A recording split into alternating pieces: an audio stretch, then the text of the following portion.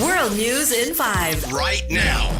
News and developments making headlines around the world in 5 minutes. World News in 5. Here on Radyo Pilipinas World Service.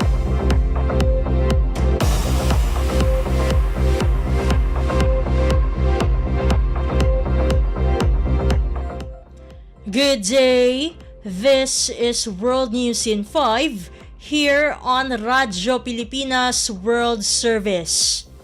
Hezbollah Deputy Leader Naim Qassem stated on Tuesday that the militant group supports efforts toward a ceasefire in the spiraling conflict along the Lebanon-Israel border.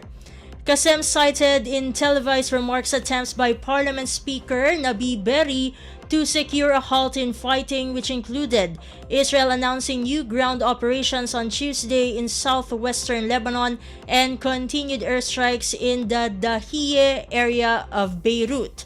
He added that Hezbollah remains organized and has overcome painful blows. Israel's new ground effort marked an expansion of its incursion into Lebanon that Israeli officials have said is aimed at pushing Hezbollah militants back from the border.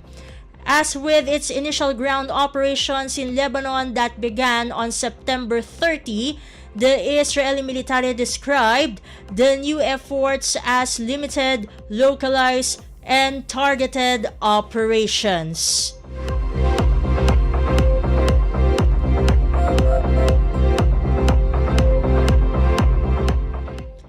In other news overseas, Ethiopia's parliament elected Foreign Minister Taye Atske Selassie as the new country's president, a position that is largely ceremonial. Taye replaces the outgoing president Saleh Work Zewde, who has been in office since the year 2018. The parliament elects the president and the prime minister's ruling party has the majority in the parliament. The appointment was confirmed following a joint session by Ethiopia's two houses of parliament, the House of People's Representatives and the House of Federation, after returning from a 2-month recess. Shortly after he was sworn in, Taye vowed that Ethiopia will actively participate in peace and security efforts in the Horn of Africa, especially the conflict in Sudan.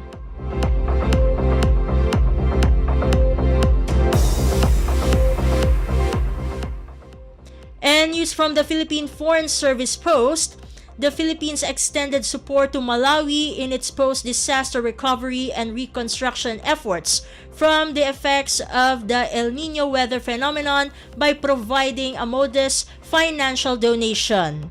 Philippine non-resident ambassador to Malawi Marie Charlotte G. Tang handed over the note on the assistance of Malawi High Commissioner to Kenya Calista Jenny Mutharika on October 4, 2024 at the Malawi High Commission in Nairobi.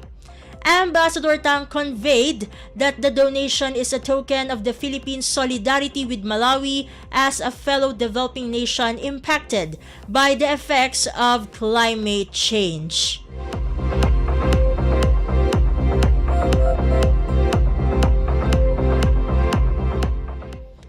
And that concludes today's edition of World News in 5. For Radyo Pilipinas World Service, this has been Steph Vicente.